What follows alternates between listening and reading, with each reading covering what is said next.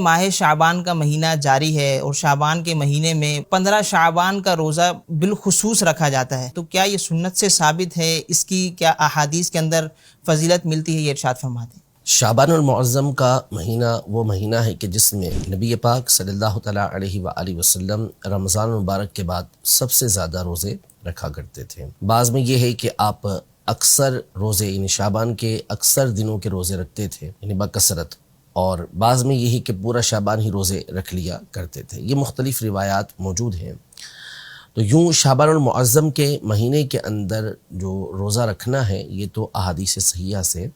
ثابت ہے، نبی پاک صلی اللہ علیہ وسلم کا عمل اس میں ثابت ہے۔ اب رہا خاص 15 شعبان المعظم کا روزہ رکھنا، تو اس حوالے سے بھی ایک حدیث مبارکہ جو سنن ابن ماجہ کے اندر موجود ہے،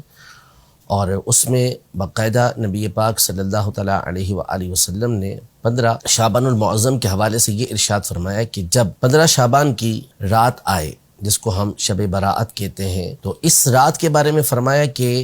قوموا لیلہا، اس کی رات کو قیام کرو یعنی رات عبادت کرو، اور صوموا نہارہا، اور اس کے دن میں روزہ رکھو۔ تو خاص اس دن کے حوالے سے نبی پاک صلی اللہ علیہ وسلم نے روزہ رکھنے کا حکم ارشاد فرمایا۔ اگرچہ کہ سند کے اعتبار سے اس حدیث پر کلام کیا گیا ہے، ایسے ضعیف کہا گیا ہے، لیکن جس طرح اصول محدثین کی روشنی میں اس حدیث کو ضعیف قرار دیا گیا ہے، یوں ہی محدثین کے اصول کی روشنی میں یہ بات بھی بالکل واضح ہے کہ فضائل اعمال کے اندر جہاں پر کسی عمل کی فضیلت آئی ہو، ترغیب دی گئی ہو، تو اس میں ضعیف حدیث پر عمل کرنا یہ بالکل جائز اور مستحب کام ہوتا ہے۔ تو نبی پاک صلی اللہ تعالیٰ علیہ وآلہ وسلم کی اس حدیث مبارکہ کی روشنی میں خاص 15 شعبان کا روزہ رکھنے کا حکم بھی ہوا، اور اس رات قیام کرنے کا یعنی عبادت کرنے کا بھی حکم ہوا، اور ویسے بھی دیگر احادیث طیبہ جو صحیح ستہ کے اندر موجود ہیں، صحیح حدیثیں ہیں، اس میں یہ مذکور ہے کہ نبی پاک صلی اللہ تعالیٰ علیہ وآلہ وسلم شعبان کے اکثر دنوں کے روزے رکھا کرتے تھے۔ اور جب آپ سے اس بارے میں پوچھا گیا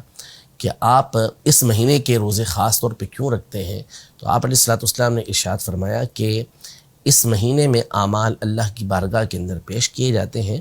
اور میں چاہتا ہوں کہ جب میرا عمل اللہ کی بارگاہ میں پیش ہو تو میں روزے سے ہوں۔ تو ظاہر ہے کہ 15 شعبان تو بالخصوص وہ رات ہے جس کے بارے میں اقوال موجود ہیں کہ اس رات اللہ پاک کی بارگاہ میں اعمال پیش کیے جاتے ہیں، تو کیوں نہ یہ رات اللہ پاک کی عبادت میں گزاری جائے اور اس کا دن روزہ رکھتے ہوئے گزارا جائے۔